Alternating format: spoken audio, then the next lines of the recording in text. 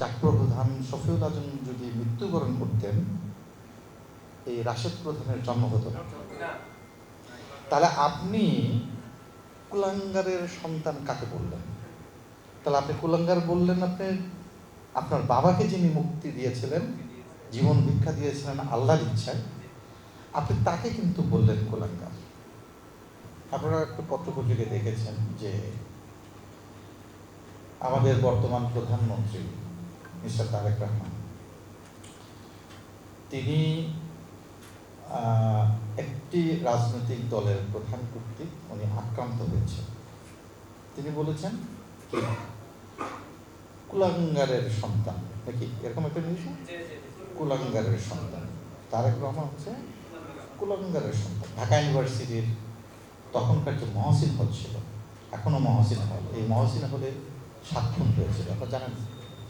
7 খুন শুনেছেন, জানেন না, কিন্তু এটা তো জানতে হবে। না জানলে আপনি নিউজ করবেন কিভাবে? তখন এখানে 7 খুন হয়েছিল। এই 7 খুনের একজন মৃত্যুদণ্ডপ্রাপ্ত আসামি ছিল হলো শফিউল আজম। এই শফিউল আজম হচ্ছে পঞ্চগড় থেকে আগত একজন রাজনীতিবিদ, যিনি জাকপা নামে একটি দলের প্রধান ছিলেন। তিনি মৃত্যুবরণ করেছেন।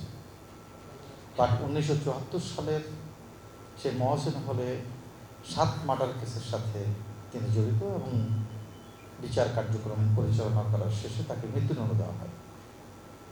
একটু ভালো করে বুঝবেন। সেই মৃত্যুদণ্ড কার্যক্রম সাকসেসফুল হওয়ার আগেই, অর্থাৎ তাকে এক্সিকিউশন করার আগেই 1975 সালে শেখ মুজিবুর রহমান এবং তার পরিবার নিহত হয়। দেশে অন্য শাসন ব্যবস্থা আসে। 1976 সালে তৎকালীন সামরিক বাহিনীর প্রধান CMLA উনি যখন রাষ্ট্র দায়িত্বে আসেন, জেনারেল জিয়াউর রহমান, তিনি এই 7 খুনের আসামি যারা 7 জন ছিল তাদের সকলকে ক্ষমা করে দেন। প্রেসিডেন্টের যে ক্ষমার যে একটা আছে, তারা আবেদন জানায় এবং আবেদনের পরিপ্রেক্ষিতে তাদের ক্ষমা করে দেওয়া। এই ক্ষমার মধ্যে ছিল কে? এই শফিউল আলম প্রধান ছিল, তাই? তো এখন এই শফিউল আলম প্রধান 1976 সালে উনি কিন্তু ক্ষমাপ্রাপ্ত হয়েছেন। আর তার সন্তান রাশেদ প্রধান, তার জন্ম হচ্ছে 84 সালে।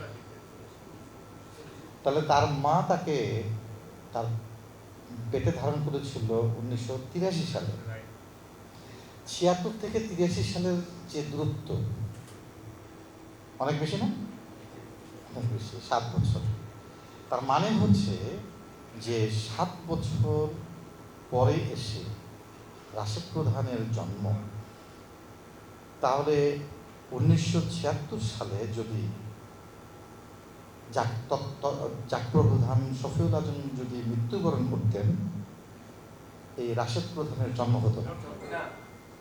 তাহলে আপনি কুলাঙ্গারের সন্তান কাকে বললেন? তাহলে আপনি কুলাঙ্গার বললেন আপনার বাবাকে যিনি মুক্তি দিয়েছিলেন, জীবন ভিক্ষা দিয়েছিলেন আল্লাহর ইচ্ছায়, আপনি তাকে কিন্তু বললেন কুলাঙ্গার। তাহলে আমাদের সংবাদপত্র, আমাদের রাজনৈতিক দলের বিরোধী নেতৃবৃন্দ তার এই শব্দ চয়ন, এই বিষয়গুলোকে কিভাবে দেখছেন? তারা নিন্দা জানিয়েছেন। কি নিন্দা জানিয়েছেন? যে রাশেদ প্রধানের বাড়ি আক্রান্ত হয়েছে, তার পিএস গ্রেপ্তার হয়েছে, এই কারণে তারা নিন্দা জানিয়েছেন। কিন্তু তারা কিন্তু ওই বক্তব্যের নিন্দা জানান নাই।